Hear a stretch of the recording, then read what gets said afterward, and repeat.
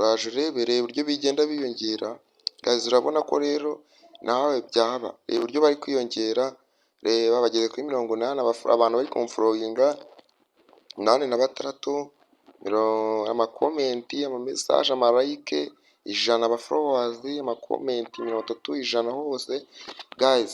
Ikintu gisabwa no gukurikira ino video kuva itangiye kugeza igeze ku musozo guys. Nkuko mubizi, ikintu ushaka wanabiditingira guys. Urabona yuko noneho bageze ku 100.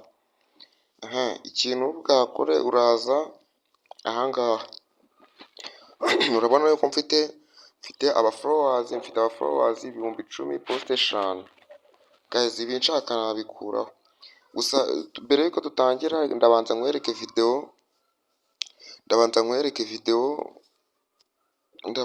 application nakoresheje nawe maze uyikoreshe guys.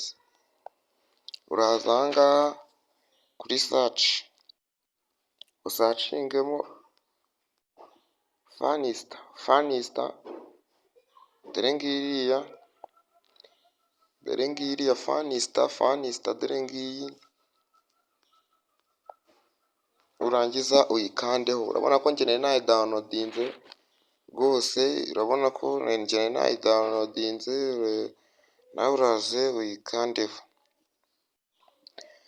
nurangiza uze ukande back, uze uyopeninge, dore ngiyi muri application. Guys, uraza kambanze nkore logout, uraza kanze nongere mbi ako na kambanze nkore logout. Ariko nta nibirenze turayeditinga n'iriye rimwe. Urabona kanze guys, barimo baratwamamaza. So guys, urabona ko kwamamaza byarangiye. Ahangaha kubera nta kintu birabaye 0, urabona hano ugenda wigabanyiriza abafollowers cyangwa ubongeraho. Urabona reka nshyireho amafollowers 10,010. urabona ko bagiyeho, na followinze abantu 150.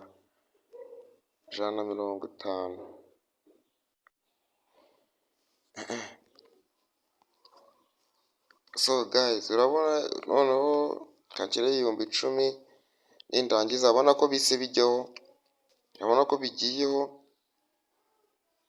urabona yuko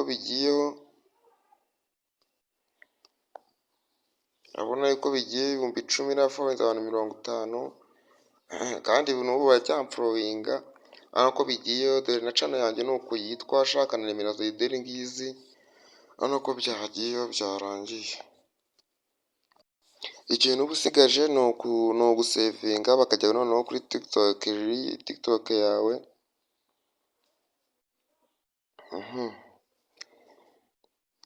Tukaza hano muri setting,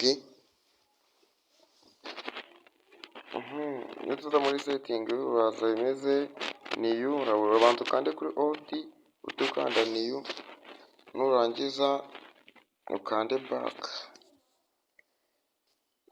Nurangiza ukanda back, uze hano kuri home, ushaka wana postinga. Urabona ko noneho bari kugenda biyongera guys, urabona. Ikintu noneho urabona ko abafollowers bacu bagiye bagenda biyongera gake gake guys. Ikintu noneho usabwa ni ukanda subscribe kuri ino channel, like, share na comment. Reka tujye kuri TikTok yacu noneho. Ako ni freshinga. Ikintu usabwa noneho ni ugufreshinga guys, gufreshinga.